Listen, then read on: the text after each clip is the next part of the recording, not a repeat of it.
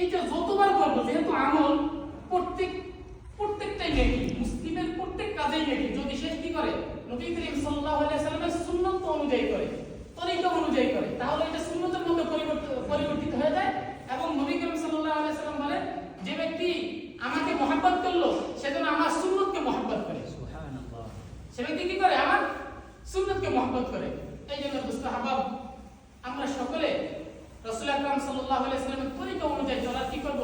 চেষ্টা করব। জীবন যাপন কিভাবে করা যায় নবী